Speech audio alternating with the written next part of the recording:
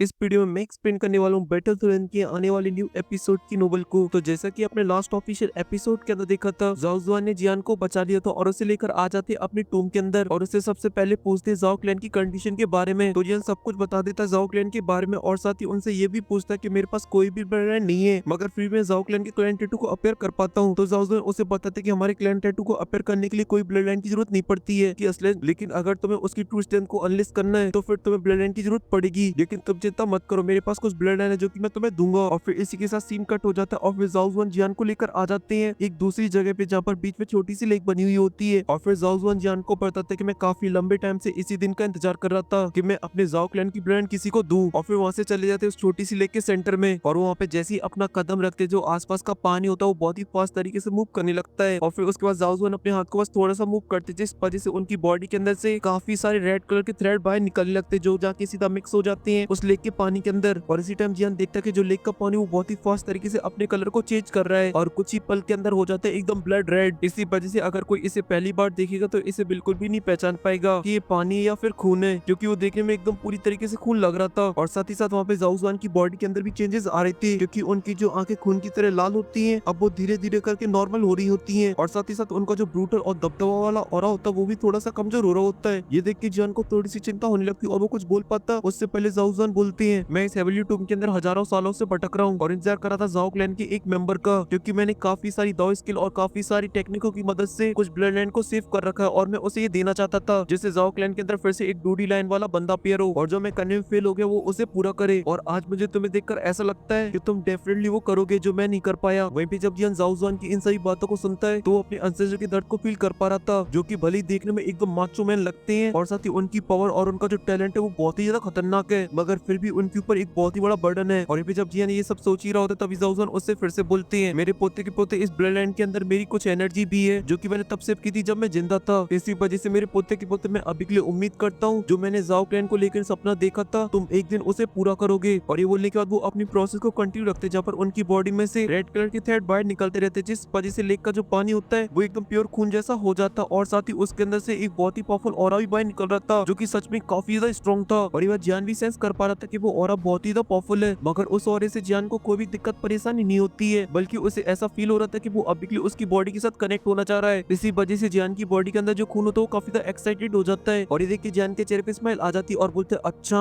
तो फिर यही है जाओ क्लैन की ब्लड लाइन जो कि हजारों साल पहले जाओ क्लैन को छोड़ चुकी है। मगर फिर ये बात काफी ज्यादा शॉकिंग है कि मैं अभी भी उसे अच्छे से सेंस कर पा रहा हूँ। और जियान ये सभी बड़बड़ा रहा होता तभी अचानक से जाओ जुआन की आवाज आती है और उनके चेहरे पे होती है स्माइल और वो जियान से बोलती है, जियान अब टाइम आ चुका तो मैं लेक के अंदर एंटर करना चाहिए और जाओ क्लैन की बची लास्ट ब्लड लाइन को तुम्हें लेना चाहिए। और ये बोलते टाइम उनकी आंखों में एक अलग ही चमक होती है क्योंकि उन्हें जियान को देखकर एक होप दिखाई दे रही है। भले अभी के लिए जो जियान है उनके लेवल का नहीं है, वो अपने जमाने में एकदम एक्स्ट्रा ऑर्डिनरी थे, लेकिन अभी के लिए उनकी गट्स फीलिंग उन्हें बता रही है कि जो लड़का वो एक दिन उनके सपने को जरूर पूरा कर सकता है। वहीं पे जियान भी उनकी उम्मीद वाली नजरों को देखकर एक गहरी सांस लेता है और आगे बढ़ने लगता है, क्योंकि वो अभी के लिए इस चीज के लिए बिल्कुल भी मना नहीं कर सकता है, क्योंकि जाओ जुआन अभी के लिए इस कंडीशन में ना वो भूत है ना ही इंसान है, बीच में लटक रहे हैं सिर्फ और सिर्फ जाओ क्लैन के किसी मेंबर को ब्लेंड देने के लिए। वहीं पे जो यूनो होती है वो भी जियान से बोलती है, टॉइनगा का अपना ध्यान रखना। और जैसे ही अपनी बंदी के वर्डों को सुनता है एकदम से भाई को जोश आ जाता है और जो उसे डर वर लग रहा होता है सब वो साइड में चला जाता है। और फिर हम जियान को देखते हैं जो कि उस छोटी सी लेक के सेंटर पर पहुंच जाता है और वो जैसे ही वहाँ पे लैंड करता है तभी जियान महसूस करता है कि उसकी बॉडी का जो ब्लड है अब वो बॉयल होने लगा है और जो लेक के अंदर एनर्जी उनके अंदर से एनर्जी के थ्रेड बाहर निकल के उसकी बॉडी के अंदर एंटर करने की कोशिश करने लगते हैं। तो जिन्होंने थोड़ा तो रोकने की कोशिश करता है मगर वो काफी ज्यादा पावरफुल होते हैं और वो जियान की बॉडी को फाड़ डालती हैं और उसकी नसों के अंदर एंटर करने लगते हैं और इसी वजह से जियान को बहुत ही ज्यादा पेन होने लगता है। और जब ये जाओ जुआन देखते तो इस प्रोसेस को एक्सप्लेन करते हुए बताते हैं ये जो टेक्निक है वो थोड़ी सी पेनफुल होने वाली है, क्योंकि ये जो ब्लड लाइन स्ट्रेंथ है वो सबसे पहले तुम्हारे ब्लड को प्यूरिफाई करेगी और उसके अंदर की जितनी भी इंप्योरिटीज और बाकी की एनर्जी होंगी उन्हें बाहर निकाल के फेंक देगी, जिसके बाद ही वो तुम्हारी ब्लड के साथ कंबाइन हो सकती है। लेकिन ये जो ब्लड रिफाइनिंग वो थोड़ी सी डिफरेंट है नॉर्मल तरीके से, क्योंकि इसके अंदर तुम्हारा ब्लड एक्सचेंज होगा, तुम्हारा बॉडी का ब्लड बाहर आएगा और अंदर एंटर करेगा नया ब्लड और इसी वजह से तुम्हें काफी हैवी पेन होगा। ये सुन के जियान भी पूरी तरीके से तैयार हो जाता है उस पेन को बर्दाश्त करने के लिए। लेकिन कुछ देर बाद ही जियान महसूस करता है कि उसकी बॉडी के अंदर जो ब्लड है अब वो बहुत ही कम बचा है। इस वजह से जियान को होने लगती है वीकनेस, इतनी वीकनेस वो अपने हाथ की उंगली को भी मूव नहीं कर पा रहा होता है और उसकी जो पलकें होती है वो धीरे धीरे करके बंद होने लगती है। और ये बात जाओ जुआन नोटिस कर लेते हैं, इस वजह से तुरंत ही वो जियान से बोलती है, जियान तुम इस प्रोसेस के बीच में बेहोश नहीं हो सकते हो, क्योंकि ऐसा हो जाता तो फिर तुम्हारे ब्लड की अच्छे से साफ सफाई नहीं होगी और साथ ही साथ ब्लड लाइन की ट्रू स्ट्रेंथ को भी अनलिस्ट नहीं कर पाओगे, क्योंकि अभी के लिए जाओ क्लैन के मेंबर के पास कोई भी ब्लड लाइन नहीं है। इस वजह से कोई नॉर्मल मेथड का यूज नहीं किया जा सकता यहाँ पर। और जैसी बड़ी जियान के कानों पड़ते जान एकदम से फुल अलर्ट पोजीशन में आ जाता है। भले वो अभी के लिए काफी ज्यादा कमजोर हो मगर वो अभी के लिए बेहोश नहीं हो सकता है। वहीं पे साइड में बैठी यूनिट भी ये सब देख रही होती है और जब वो अपने जान को इतना ज्यादा पेन में देखती है तो उसकी मुट्ठी भी गुस्से से बंद हो जाती है और ये बात जाओ जुआन भी समझ जाते हैं। इस वजह से उससे बोलते कि हमारे पास अभी के लिए इसके अलावा कोई दूसरा ऑप्शन नहीं है। इस वजह से जियान को ब्लड लाइन चाहिए तो फिर उसे इस पेन से गुजरना होगा और साथ ही ये जो प्रोसेस वो काफी ज्यादा लंबी होने वाली है। इस वजह से तुम भी यहीं पे क्रॉस लेकर के बैठ जाओ और अपना कल्टीवेशन करना स्टार्ट कर दो। और ये बोल के जो जाओ जुआन होता है उस छोटी सी लेक के सामने बैठ जाते क्रॉस लेग करके खुद भी। और ऐसे जो टाइम होता है वो बीतता रहता है और ऐसे 10 दिन बीत जाते हैं और इस टाइम जियान की जो कंडीशन होती है वो बहुत ही ज्यादा खराब होती है क्योंकि उसकी पूरी बॉडी का ब्लड बाहर निकल चुका था। इस वजह से उसकी स्किन उसकी हड्डियों से चिपक चुकी थी और इसका जो चेहरा था एकदम पतला पड़ चुका था। बोला जाए तो एकदम सूखी हड्डी बन गया था भाई साहब अपना। और अगर जियान की सांसें अभी के लिए नहीं चल रही होती तो फिर जियान को अभी के लिए मर को घोषित कर दिया जाता। वहीं पे लेक के पास में यूनो बैटल कंटिन्यू जियान को देखे जा रही थी। उसने एक पल भी जियान को नहीं छोड़ा था क्योंकि उसे अभी के लिए जियान के लिए काफी ज्यादा बुरा लग रहा होता और उसे ऐसा लग रहा था कि उसके कोई दिल पे छुरियां चला रहा है क्योंकि जियान की जो कंडीशन है वो बहुत ही ज्यादा खतरनाक है और वो ये बात को भी अच्छे से जानती है कि किसी भी पर्सन का ब्लड ट्रांसफर होता है तो वो कितनी वीक स्टेज के अंदर चला जाता है। यहाँ तक कि अगर कोई दर्द को बर्दाश्त नहीं कर पाता तो उसकी मौत भी हो जाती है और इसी वजह से उसे अभी के लिए जियान की काफी ज्यादा चिंता हो रही थी। और ऐसे 10 दिन बीत जाते और फिर हमें दिखाया जाता वो छोटी सी लेक होती है उसके अंदर बुलबुले आने लगते हैं और जियान की बॉडी का पूरा ब्लड बाहर निकल चुका था मगर तभी अचानक से जियान के नीचे का जो ब्लड होता है वो काफी फास्ट तरीके से मूव करने लगता है और जब उसे जाओ जुआन देखते तो काफी ज्यादा खुश हो जाते और बोलते हैं फाइनली ये प्रोसेस कंप्लीट हुई। जियान का जो ब्लड है वो पूरी तरीके से वॉश हो चुका है और साथ ही उसके अंदर मिक्स हो चुकी है जाओ क्लैन की लास्ट डूडी ब्लड लाइन और अब जियान पूरी तरीके से तैयार है उसे लेने के लिए। और इतना बोलते वो अपनी हैंड साइनों को चेंज करते हैं जिस वजह से पूरी लेक के अंदर जो ब्लड होता है वो बहुत ही फास्ट तरीके से मूव करने लगता है और साथ ही उसी के अंदर से काफी सारी थ्रेड बाहर निकलने लगती है और जियान की बॉडी के अंदर एंटर करने लगती है। इस वजह से जो जियान की वेन्स खाली हो चुकी होती है उनके अंदर फिर से ब्लड फ्लो होने लगता है और जो जियान की बॉडी सूखी हड्डी बन चुकी होती है वो धीरे धीरे करके फिर से रिकवर होने लगती है और वो आने लगती है अपनी नॉर्मल फॉर्म के अंदर। और जब ये जाओ जुआन देखते तो उन्हें काफी ज्यादा रिलीफ मिलता है और सेम रिएक्शन यूनर का भी होता है और वो जाओ जुआन से बोलती है सीनियर क्या अभी के लिए आपने अपनी स्ट्रेंथ भी इसके अंदर मिक्स कर दी थी क्योंकि अगर आपने ऐसा किया होगा तो जियान की स्ट्रेंथ काफी फास्ट तरीके से बढ़ने वाली है। लेकिन ये चीज बोलती कर वो एकदम से चुप हो जाती मगर तभी जाओ जुआन उसको बताते कि हाँ मैंने अपनी स्ट्रेंथ इसके अंदर मिक्स कर दी थी और मैं ये भी जानता हूँ कि तुम अभी के लिए क्या कहना चाहती हो। जियान मेरी स्ट्रेंथ को यूज करते हुए अपने लेवल को स्ट्रेच करके आगे बढ़ा लेता है तो फिर आगे चल के उसे डाउशिंग में ब्रेक थ्रू करने में काफी ज्यादा प्रॉब्लम आने वाली है मगर मुझे जियान के ऊपर ट्रस्ट है वो ऐसा नहीं करेगा। वो उस एनर्जी को बहुत ही अच्छे से सप्रेस करेगा और अपनी स्ट्रेंथ को स्ट्रॉन्ग बिल्ड करेगा। ये सब सुनने के बाद भी यूनिट की टेंशन कम नहीं होती क्योंकि उसे अभी के लिए जियान की काफी ज्यादा चिंता हो रही थी क्योंकि ये चीज सच में जियान के लिए काफी ज्यादा खतरनाक है फ्यूचर के लिए। और साथ ही जाओ जुआन ने जो जियान के लिए एनर्जी छोड़ी वो बहुत ही ज्यादा खतरनाक है। अगर जियान उस एनर्जी से अपने लेवल को बढ़ाता है स्ट्रेच करके तो सीधा डाउजोंग की पीक पर पहुंच जाएगा मगर ये जियान के लिए फ्यूचर के लिए काफी ज्यादा खतरनाक है। जब वो डाउशिंग के अंदर ब्रेक थ्रू करने की कोशिश करेगा तब उसको काफी ज्यादा प्रॉब्लम आएगी मगर जियान इसे अच्छे से बिल्ड करके एनर्जी को सप्रेस करता है तो फिर लेवल तो कम नहीं बढ़ेगा मगर उसकी जो स्ट्रॉन्ग बिल्ड होगी वो काफी ज्यादा खतरनाक होगी। और इन्हीं सभी चीजों को लेकर यूनो को थोड़ी सी टेंशन हो रही थी कहीं जियान लालच में आके अपनी स्ट्रेंथ को न बढ़ा दे स्ट्रेच करके। ऐसे तो वो जियान को बहुत ही अच्छे से जानती कि जियान ऐसा बंदा नहीं है जो कि अपने स्ट्रॉन्ग बेस को खराब करेगा वो भी दूसरे की स्ट्रेंथ के लालच में क्योंकि जियान एक खुद टॉप क्लास का एल्केमिस्ट है। इस वजह से वो अपने लिए काफी हाई लेवल की पिनों को भी रिफाइन कर सकता है और उनकी मदद से अपनी स्ट्रेंथ को बढ़ा सकता है मगर जियान फिर भी ऐसा नहीं करता है बल्कि अपनी जो स्ट्रेंथ बढ़ाता है वो एकदम स्ट्रॉन्ग बेस के साथ बढ़ाता है। लेकिन तभी जाओ जुआन बोलते कि बच्ची तुम टेंशन मत लो अभी के लिए उस प्रोसेस में थोड़ा सा टाइम है। उससे पहले जियान की बॉडी के अंदर ब्लड को पूरी तरीके से एब्जॉर्ब हो जाने दो जैसे उनकी जो यूनिट होती है वो हमें नॉट कर देती और कल्टीवेशन पोजीशन के अंदर चली जाती है और ऐसे 1 महीना पूरा बीत जाता है और अब जियान की जो बॉडी होती है अब वो पहले जैसी हो चुकी होती है मगर जो बॉडी के अंदर ब्लड जाने की प्रोसेस वो अभी भी चल रही होती है मगर साथ ही साथ जियान का जो ऑरा होता है अब वो धीरे धीरे करके राइज हो रहा है। तभी वो सडनली काफी ज्यादा बढ़ जाता है और जियान की बॉडी में से एक एनर्जी का ब्लास्ट होता है। इस वजह से जो पूरी लेक होती है वो हिल जाती है और जो ब्लड के थ्रेड्स अभी के लिए जियान की बॉडी के साथ जा रहे होते हैं वो भी जाना बंद कर देते क्योंकि जियान की बॉडी की चारों तरफ गोल्डन सील्ड बन चुकी थी जो कि इस ब्लड को एंटर करने से रोक रही थी। वहीं पे इस ब्लास्ट को देख के जो यूनो और जाओ जुआन होते हैं जो आंखें बंद करे बैठे हुए होते हैं वो भी तुरंत ही अपनी आंखें खोल लेते हैं और यूनो जब देखती है तो काफी ज्यादा हैरान हो जाती है और बोलती है ये क्या चीज है क्योंकि जियान की बॉडी में से अभी के लिए जो ऑरा फ्लो हो रहा है उससे आज से पहले उसने कभी भी सेंस नहीं किया है। यहाँ तक कि उसने आज से पहले इस तरीके के ऑरे को भी नहीं सेंस किया है। वहीं पे जाओ जुआन भी उस पर्पल गोल्डन लाइट को देखते तो काफी ज्यादा हैरान हो जाते हैं और सोच विचार करने लगते हैं और काफी देर अपने दिमाग पे जोर डालने के बाद उन्हें कुछ याद आता और बोलते हैं अभी के लिए मैं श्योर तो नहीं हूँ लेकिन मेरे एक्सपीरियंस के अकॉर्डिंग मुझे लगता है ये शायद dragon Phoenix original blood line है लेकिन ये लेजेंडरी ब्लड लाइन तो बहुत ही ज्यादा रेयर है। ये जियान के पास आखिर क्यों है। वहीं पे जब हीरो ने ये सभी वर्ड सुनती तो वो भी काफी ज्यादा हैरान हो जाती है और बोलती है इसका मिलना तो ऑलमोस्ट नामुमकिन है क्योंकि इस तरीके की चीज तो एंशिएंट टाइम में खत्म हो चुकी है। यहाँ तक कि हमारे एंशिएंट क्लैन के अंदर लोगों ने बस इसके नाम ही सुना है। वहीं पे जाओ जुआन जो अभी के लिए जियान को पूरी तरीके से सिटी स्कैन कर रहे होते उनके तोते उड़ चुके थे क्योंकि उनके लिए भी dragon Phoenix original blood line बहुत ही रेयर है। उन्हें आज से पहले अपनी पूरी लाइफ के अंदर इसे कभी भी नहीं देखा था और वो अभी के लिए जियान की बॉडी में यही बात उनको बहुत ही ज्यादा हैरान कर रही थी। उन्हें अपनी आंखों में बिलीव नहीं हो रहा था और फिर अपने शौक वाले एक्सप्रेशन रिएक्शन को सप्रेस करते और इनको बताते हैं ये जो फिनिक्स ड्रैगन ओरिजिनल